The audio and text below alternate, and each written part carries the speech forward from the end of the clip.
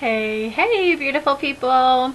I'm Amber, spiritual and intuitive guide for Celebrate Your Path. And today I'm sharing a quick video with you about breaking in a new oracle or tarot deck.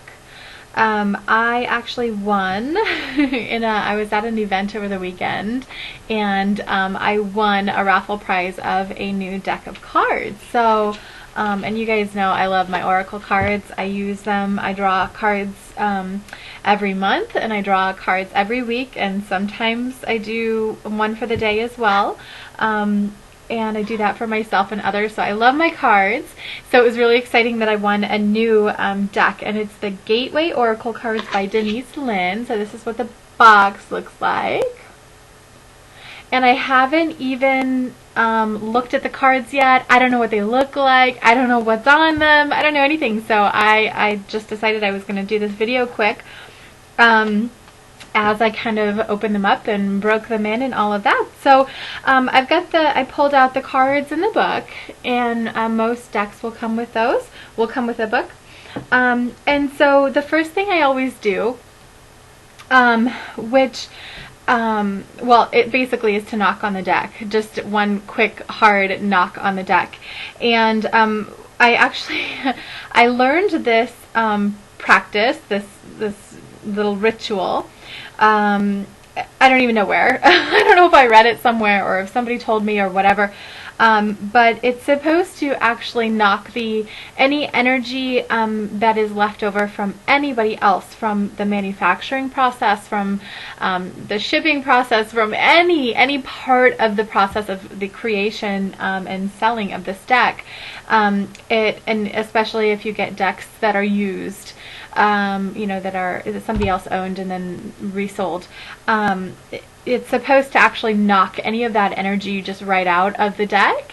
And so I don't really see energy, like I don't really experience energy that way where I feel like it physically has to be knocked out. But for whatever reason, this particular step or ritual, or I don't know if it's at this point just, one of those, I don't know, like a lucky superstition or something. I'm not really sure, but I always do it now. So even though it doesn't really resonate for me as being necessary, I still just do it out of habit or out of, I don't know.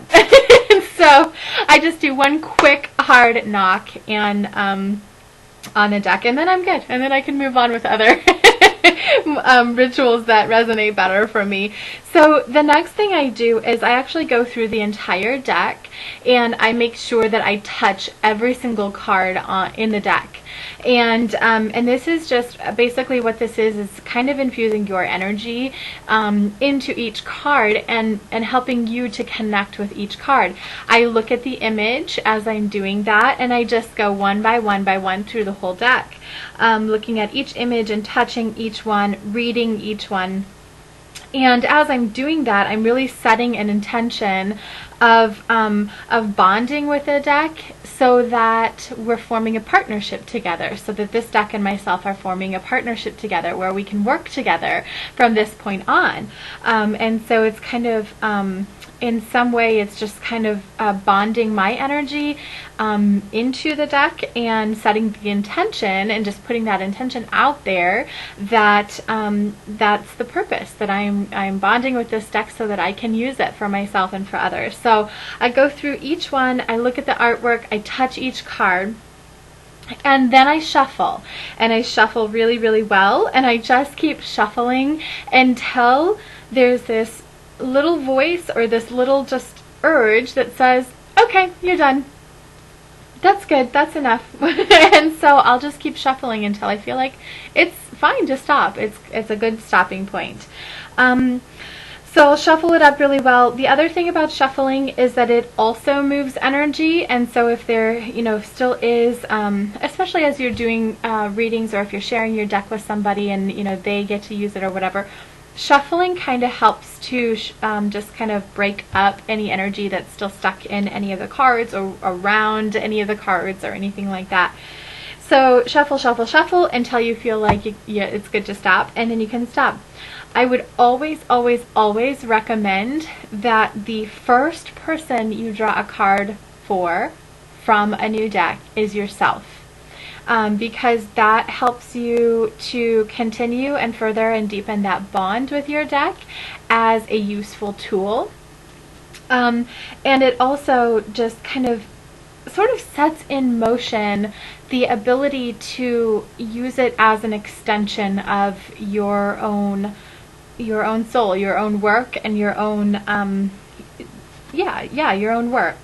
So always draw a card for yourself before you draw for anybody else, and then feel free to draw, for other people.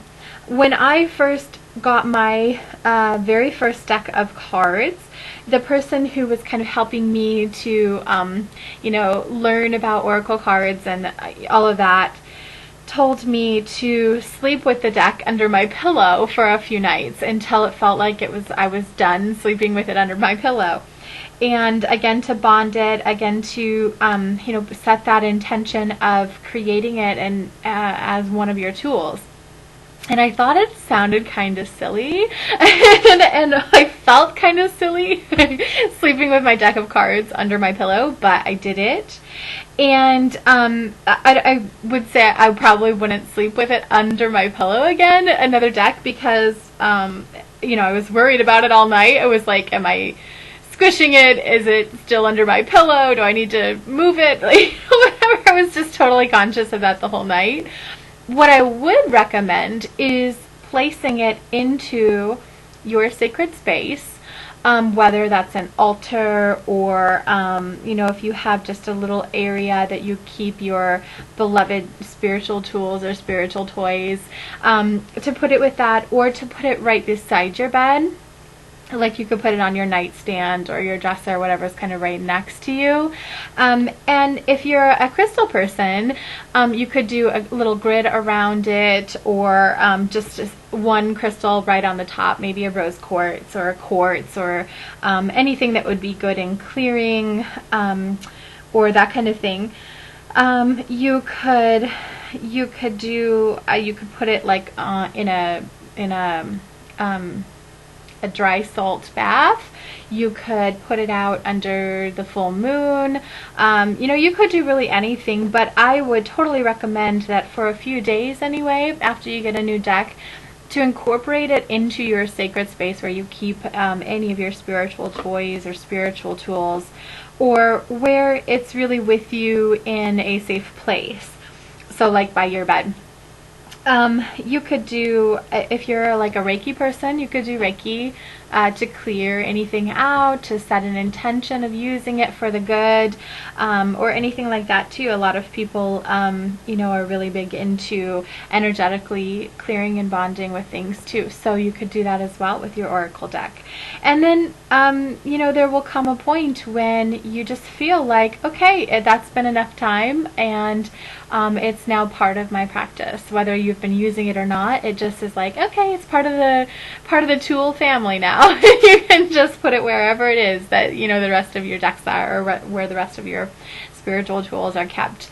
But I just wanted to share those little techniques and rituals that I do with anytime that I get a new oracle or tarot deck, with the knocking the energy out, touching every card, and setting that intention of bonding with it so that you can use it from here on out as a tool for yourself and others. Hope you enjoyed.